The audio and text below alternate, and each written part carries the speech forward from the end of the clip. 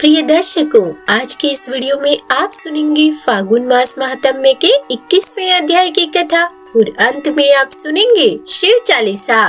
तो मैं मीनू शर्मा आप सभी का आपके अपने YouTube चैनल की कथा टीवी पर स्वागत करती हूँ। सभी को मेरा राधे राधे। तो देखिए भक्तों, आज तारीख है 22 फरवरी और वार है रविवार और आज फाल्गुन माह के शुक्ल पक्ष की पंचमी तिथि है, जो रहेगी दोपहर 11:10 तक और उसके बाद प्रारंभ हो जाएगी षष्ठी तिथि। और देखिए आज ब्रह्म मुहूर्त का समय रहेगा सुबह 5:21 से लेकर 6:09 तक और अमृत काल का समय होगा दोपहर 11:03 से लेकर 12:34 तक। और आज सूर्योदय का समय रहेगा सुबह 6:58 और सूर्यास्त का समय रहेगा शाम 6:22। और चलिए प्रिय दर्शकों, अब शुरू करते हैं फाल्गुन मास महात्म्य में आगे की कथा, जिसमें मार्कंडेय जी और धर्मराज युधिष्ठिर जी के बीच में वार्तालाप चल रहा है। मार्कंडेय जी कहते हैं कि हे राजन, त्रिपुर क्षेत्र में ही मरकटी तीर्थ भी है।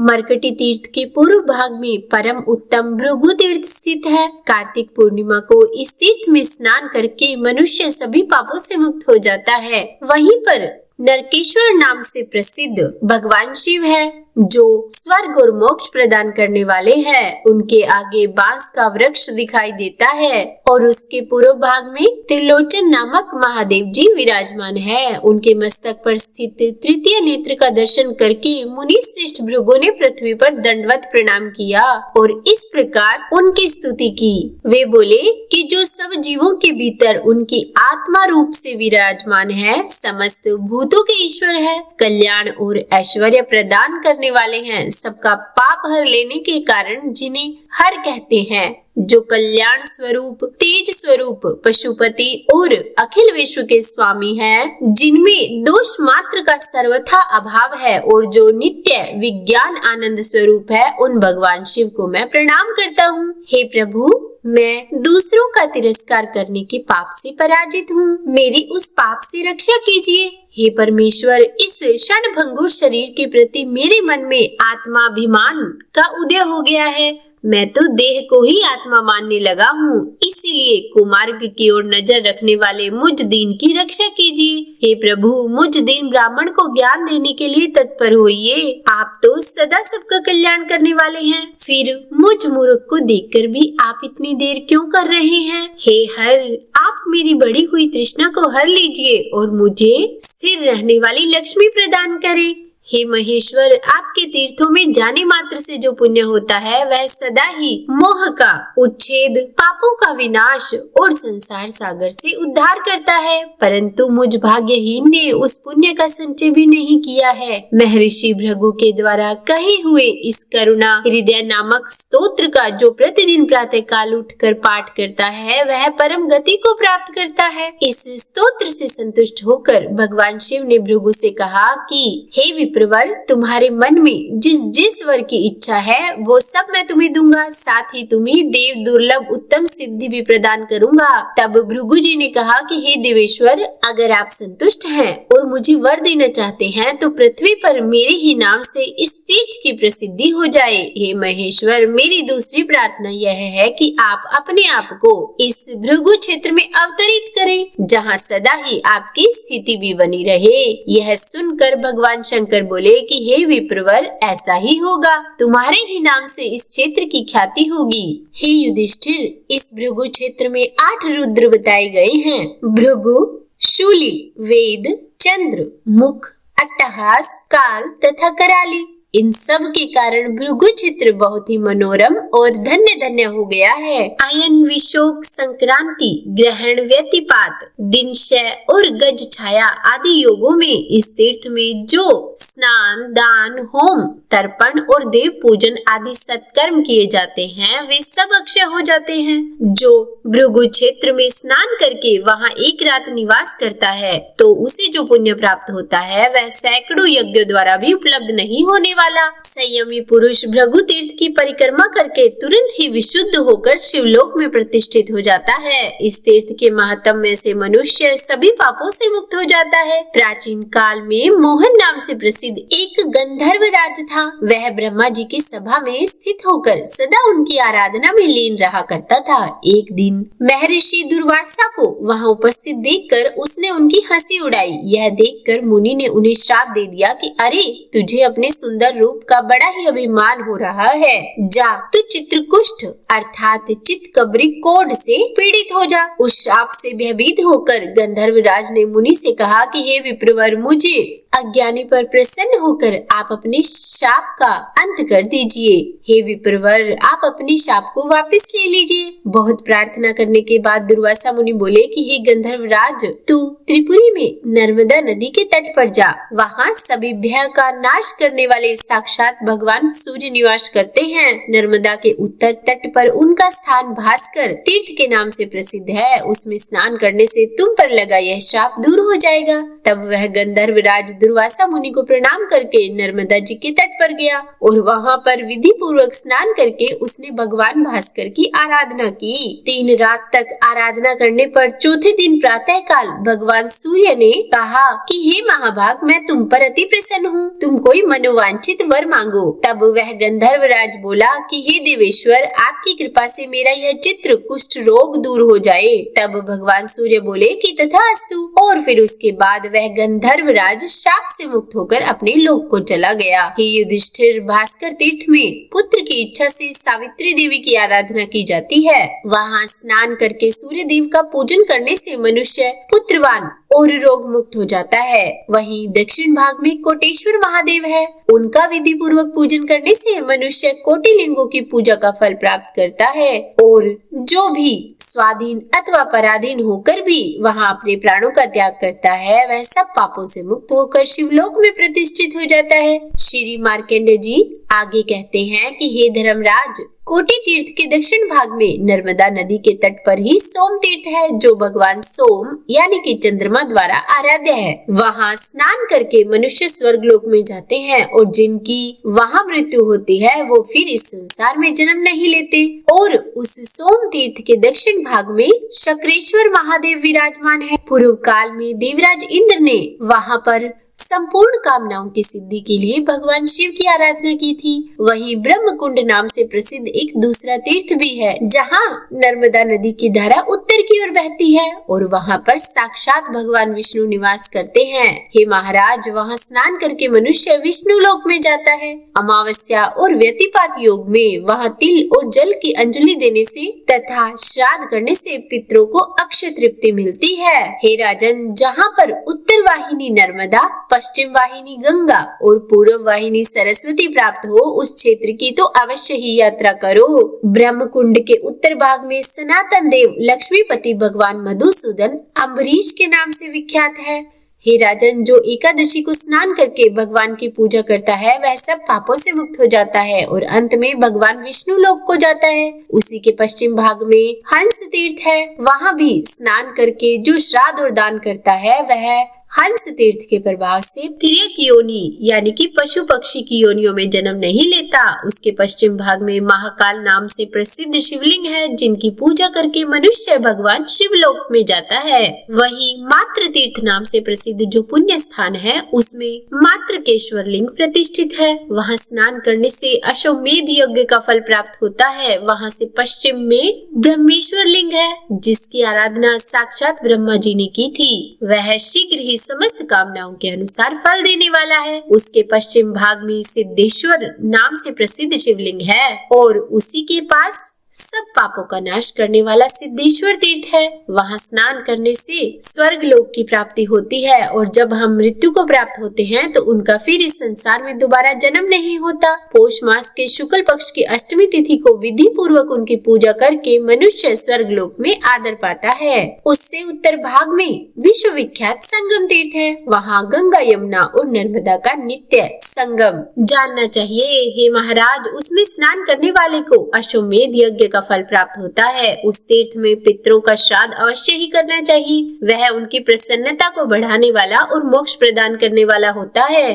तब धर्मराज जी ने पूछा कि हे मुनि श्रेष्ठ, इस तीर्थ में गंगा जी और यमुना जी कैसे आई, इस प्रसंग को भी विस्तार से बताइए। तब मार्कंडेय जी इस प्रकार बोले कि हे राजन, त्रिपुरी में मतंग नामक एक प्रसिद्ध धर्मपरायण राज ऋषि रहा करते थे। वे भगवान शिव के भक्त, महान योगी और वेद वेत्ताओं में श्रेष्ठ थे। एक दिन तपस्वी मतंग मुनि के समीप उसी मार्ग से जाते हुए सप्त ऋषि गण आए। उन्होंने ऋषियों को नमस्कार करके अर्घ्य और पाद्य आदि के द्वारा उन सब की पूजा की। जब वे सब लोग कुशा के आसन पर विराजमान हो गए, तब मतंग मुनि विनय पूर्वक बोले कि मैं तो आज धन्य हो गया, क्योंकि आज मेरे यहाँ श्राद्ध के दिन आप जैसे महात्मा ब्राह्मण जो पधारे हैं। महामुनि मतंग का यह वचन सुनकर वशिष्ठ जी कहने लगे कि हे ऋषि, हम लोग तो गंगा यमुना के संगम में स्नान करने के बाद ही भोजन करेंगे। तब मतंग जी ने कहा कि अच्छा, आज ही गंगा यमुना के संगम में आप लोगों को स्नान करना होगा। और फिर ऐसा कहकर मुनि ने ध्यान में लीन होकर माँ गंगा और यमुना जी का आवाहन किया। उनके आवाहन मात्र से ही गंगा और यमुना दोनों नदियाँ तुरंत ही वहाँ चली आई। तब मतंग जी ने कहा कि हे मुनिवर, अब आप लोग गंगा यमुना के संगम में स्नान करें। सप्तऋषि महात्मा मतंग का यह अद्भुत कर्म देखकर मन ही मन बड़े विस्मित हुए। उसके बाद उन मुनीश्वरों ने विधि पूर्वक स्नान किया और मतंग मुनि का पितृ यज्ञ संपन्न कराकर स्वर्गलोक को प्रस्थान किया। फिर गंगा और यमुना दोनों ही नर्मदा में समा गए और इस प्रकार सब पापों का नाश करने वाला श्रेष्ठ संगम तीर्थ प्रकट हुआ।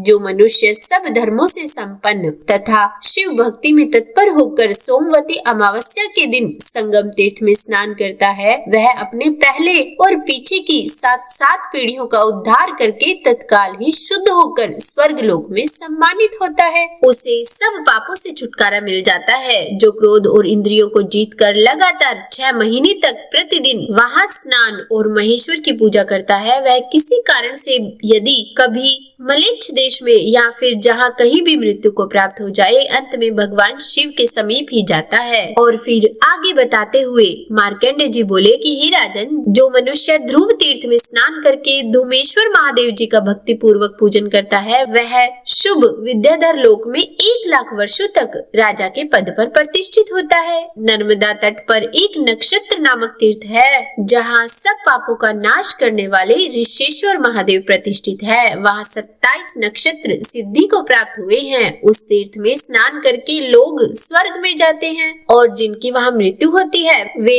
फिर जन्म ना लेकर मुक्त हो जाते हैं। इसके बाद वराह नाम से विख्यात एक श्रेष्ठ तीर्थ है, जहाँ कल्याणदायिनी नर्मदा शुक्रा के नाम से जानी जाती है। वहाँ एकादशी तिथि को स्नान करके शास्त्रोक्त दान आदि सत्कर्म करने के बाद जो विष्णु परायण प्रति पुरुष द्वादशी को शुद्ध भाव से गंध, पुष्प, धूप, दीप, नैवेद्य आदि के द्वारा भगवान वराह की पूजा करता है, वह भगवान विष्णु के वैकुंठ धाम में सदा आनंद भोगता है। जो ब्रह्मचर्य का पालन करते हैं, क्रोध को जीतकर वैष्णव धर्म में तत्पर होकर भक्ति पूर्वक वैष्णव ब्राह्मणों को भोजन कराता है तथा विष्णु धर्म लिखवाकर क्षत्रिय ब्राह्मणों को निवेदित करता है, उसे ब्रह्मा, विष्णु और शिव जी तीनों देवता वरदान देते हैं। विद्या दान से बड़ा और कोई दान नहीं है। उसके प्रभाव से दाता को सब फल प्राप्त हो जाता है। उसके बाद चंद्रायन नामक एक उत्तम तीर्थ है। पूर्णिमा तिथि को जब चंद्रमा का रोहिणी नक्षत्र से योग हो,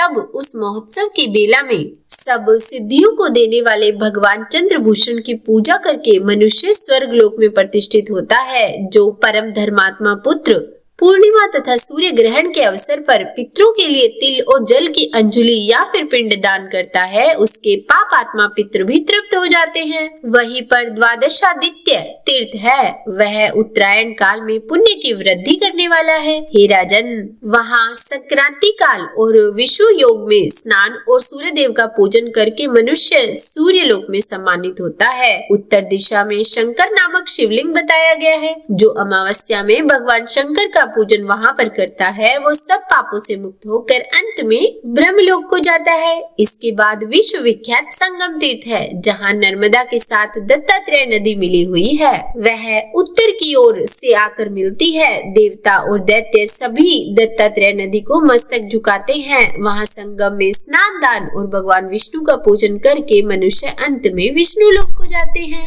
चंद्रवंश में सतधर्म परायण देवानीक नाम से प्रसिद्ध एक राजा हुए। उनके एक पुत्र हुआ जिसका नाम हरिकेश रखा गया। वह समस्त शुभ लक्षणों से संपन्न महान बलवान चक्रवर्ती राजा हुआ। महात्मा हरिकेश ने अनेकों यज्ञ किए। उनकी राजधानी कन्यापुर में थी जो कुबेर की अलका के समान ही शोभा पाती थी। कन्यापुर की समस्त प्रजा दीर्घायु और धन धान्य से संपन्न थी। श्रीशैल नामक पर्वत पर त्रिपुरा के पास तुंगभद्रा नाम वाली एक नदी है जो मल्लिकार्जुन के दर्शन से पाताल गंगा कही गई है। उस पुण्य क्षेत्र में प्रतापी हरिकेश ने सूर्य ग्रहण के समय 1,00,000 गाय और 1,000,000 स्वर्ण मुद्रा की व्यवस्था की थी। फिर सूर्य ग्रहण से 5 दिन पहले उन्होंने वेदों के विद्वान और बहुश्रुत ब्राह्मणों को बुलवाया। वे ग्रहण के समय इन सब गौओं का दान करना चाहते थे। ग्रहण से पहले उन्होंने आग्नेयष्टि प्रारंभ कर दी। देव योग से उनके आवनी अग्नि में अत्यंत तेजस्वी रुद्र देवता संबंधी मंत्रों द्वारा आहुति डाली गई। उस समय पाताल से प्रलय काल के समान प्रज्वलित अग्नि प्रकट हुई जिसने वहाँ के 10,000 ब्रह्मचारियों और 1,00,000 गौओं को जलाकर भस्म कर दिया। वहाँ का यज्ञ मंडप और नगर भी भस्म हो गया। यह सब देखकर हरिकेश के मन में बड़ा दुख हुआ। वे अग्नि में समा जाने के लिए अपनी रानियों और समस्त मंत्रियों के साथ अपने आसन से उठ खड़े हुए। उस समय सब और बड़ा हाहाकार मच गया। तब एक ब्राह्मण ने कहा कि हे महाभाग, तुम श्रेष्ठ नगर कल्पग्राम में चले जाओ। फिर राजा हरिकेश वहां जाकर मुनियों की आज्ञा प्राप्त कर उसके बाद सोम यज्ञ करने के लिए कुरुक्षेत्र को गए और वहां सरस्वती नदी की शरण ली। वहां पहुंचकर उन्होंने शिव जी, विष्णु जी और सरस्वती देवी का स्तोत्र और जप किया। फिर वे बोले कि मैं अब कुरुक्षेत्र को जाऊंगा, कुरुक्षेत्र में ही रहूंगा। कुरुक्षेत्र का तो नाम मात्र लेने से ही मनुष्य पाप मुक्त हो जाता है। संपूर्ण शब्द रूपी महाऔषधों से जिन्होंने समस्त जीवों के कलंक को धो डाला है, जिनके तीर्थों का मुनि गण भी सेवन करते हैं, वे सरस्वती देवी मेरे सभी पापों का नाश करे। राजा का यह वचन सुनकर पापों का हरण करने वाली, पापों को भस्म करने वाली देवी सरस्वती ने कहा कि हे राजन, दुख छोड़ो और मेरा श्रेष्ठ वचन सुनो। तुम्हारे यज्ञ में 10,000 ब्रह्म हत्या और 1,00,000 गौ हत्या हुई है। इतने महान पाप से छुटकारा दिलाने में इस चराचर जगत के भीतर एकमात्र नर्मदा नदी ही समर्थ है। नर्मदा नदी समस्त पापों को नाश करने वाली है। मैं सूर्य ग्रहण के अवसर पर 12वें या फिर 24वें वर्ष सदैव नर्मदा के कोटि तीर्थ में स्नान करने के लिए जाया करती थी। इससे मैं भी परम शुद्ध हो गई। हे राजन, नर्मदा में स्नान और भगवान शिव का पूजन करके एक श्रेष्ठ यज्ञ करो और उसमें बहुत से स्वर्ण की दक्षिणा दो। इससे तुम्हारा उद्धार अवश्य हो जाएगा। जो ब्राह्मण और गौएं वहाँ मृत्यु को प्राप्त हुई है, उनकी अस्थियों को ले जाकर नर्मदा जी के जल में बहा दो। उस जल का स्पर्श होने से उन सबको देवलोक की प्राप्ति हो जाएगी और नर्मदा जी के जल और तिल की अंजलि देने से उन सब की उत्तम मुक्ति भी हो जाएगी। सरस्वती जी के ये वचन सुनकर राजा ने उन्हें प्रणाम किया और फिर अपनी रानियों और अपने परिवार के साथ प्रसन्नता पूर्वक कन्यापुरी में लौट आए। वहां जाकर राजा ने सेवकों को आज्ञा दी कि तुम सब लोग सभी आवश्यक सामान इकट्ठा करके यज्ञ की सामग्री भी साथ लेकर नर्मदा नदी के तट पर चलो। राजा का आदेश पाकर सेवकों ने अन्य सामानों के साथ उचित रीति से उन ब्राह्मणों और गौओं का अस्थि भस्म भी वहां पहुंचा दिया। उसके बाद वह अस्थि भस्म आदि नर्मदा के जल में मंत्रोच्चारण पूर्वक बहा दिया गया और उत्तम विधि से पूजन करके हाथ जोड़े गए। राजा ने देवताओं और ब्राह्मणों को फिर तृप्त किया उसी स्थान पर एक स्तोत्र प्रकट होकर नर्मदा जी के जल में जा मिला। वह नर्मदा संगम गांजाल के नाम से प्रसिद्ध हुआ। जहाँ गांजाल है वही एक सिद्ध लिंग भी है, जो ब्राह्मण और गौ उस प्रलयाग्नि द्वारा दग्ध हुए थे अर्थात भस्म हुए थे। वे दिव्य विमान पर आरूढ़ होकर और आशीर्वाद देते हुए हरिकेश की प्रशंसा करने लगे। कहने लगे कि महाभाग, तुम्हारे प्रसाद से हम सब लोग भूलोक में देव भाव को प्राप्त हो गए हैं। और ऐसा कहकर वे सभी विष्णु धाम में चले गए। राजाओं में श्रेष्ठ हरिकेश भी अत्यंत प्रसन्नता के साथ लोक पावनी नर्मदा देवी को नमस्कार करके एकाग्रचित होकर उनकी स्तुति करने लगे कि हे सरिताओं में श्रेष्ठ नर्मदे, आपको नमस्कार है। आपके जल में जहाँ कहीं भी स्नान करके मनुष्य सब पापों से मुक्त हो जाता है और फिर इस घोर संसार सागर में उसका जन्म नहीं होता। कोई भी बलवान सहस्रों जन्मों में भी आपके वेग को नहीं रोक सकता। आपने संपूर्ण चराचर विश्व को अपने जल से व्याप्त कर रखा है। हे महादेवी, आपकी ही कृपा से मनुष्य की इस भव सागर से मुक्ति होती है। राजा हरिकेश का यह स्तोत्र सुनकर नर्मदा देवी ने उन्हें प्रत्यक्ष दर्शन दिया और कहा कि हे महाभाग, मैं तुम पर प्रसन्न हूँ। तुम अपनी इच्छा अनुसार कोई वर मांगो। हरिकेश ने कहा कि हे देवी, आप मुझे पवित्र कर दीजिए।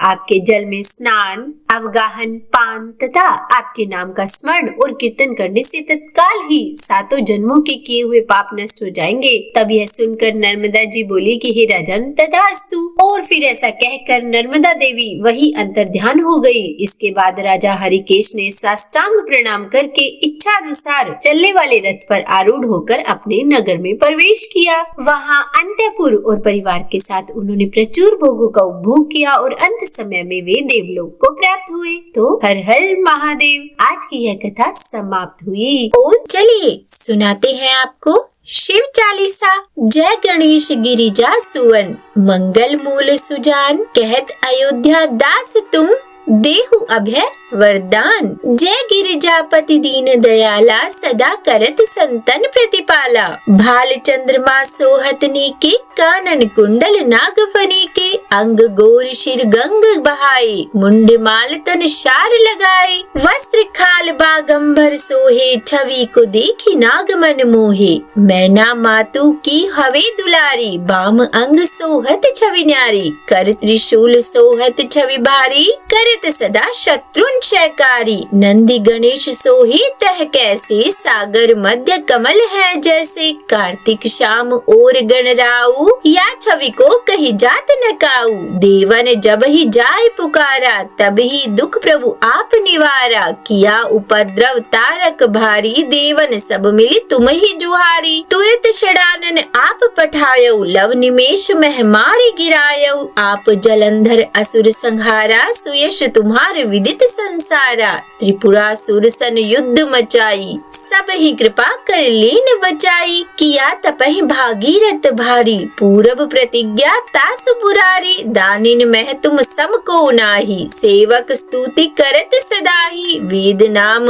महिमा तब गावी, अकत अनादि भेद नहीं पाई। प्रकटि उद्धि मंथन में ज्वाला, जरत सुरासुर भये विहाला। की नहीं दया तहम करी सहाई, नीलकंठ तब नाम कहाई। पूजन रामचंद्र जब कीन्हा, जीत के लंक विभीषण दीन्हा। सहस कमल में हो रहे धारी, कीन्ह परीक्षा तब ही पुरारी। एक कमल प्रभु राखे उजोई, कमल नयन पूजन चहम सोई। कठिन भक्ति देखी प्रभु शंकर, भय प्रसन्न दिए इच्छित वर। जय जय जय अनंत अविनाशी, करति कृपा सबके घटवासी। दुष्ट सकल नित मोहि सतावे, भ्रमत रहो मोहि चैन न आवे। त्राहि त्राहि मैं नाथ पुकारो, यही अवसर मोहि आन उबारो। ले त्रिशूल शत्रुन को मारो, संकट से मोहि आन उबारो। मात पिता भ्राता सब होई, संकट में पूछत नहीं कोई। स्वामी एक है आस तुम्हारी, आए हरहु मम संकट भारी। धन्य निर्धन को देत सदा ही, जो कोई जांचे सो फल पाही।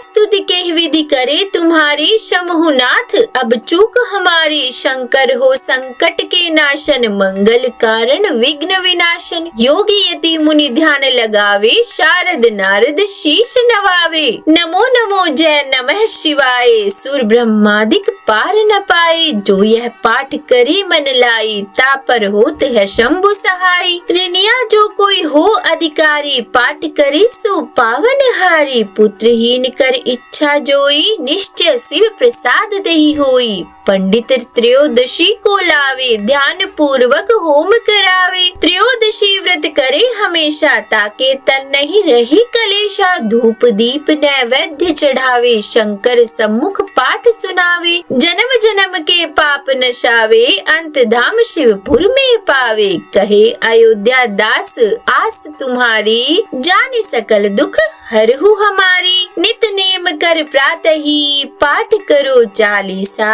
तुम मेरी मनोकामना पूर्ण करो जगदीशा। मक्सर छठी हेमंत ऋतु, संवत 64 जान। स्तुति 40 शिव ही, पूर्ण कीन कल्याण। तो बोलिए हर हर महादेव। उम्मीद करती हूँ आज की ये वीडियो आपको पसंद आई होगी। अगर अच्छी लगी हो तो वीडियो को लाइक एंड शेयर करके चैनल को सब्सक्राइब करना मत भूलिएगा, और कमेंट बॉक्स में ओम नमः शिवाय लिखना भी मत भूलिएगा। तो जपते रहिए हर हर महादेव।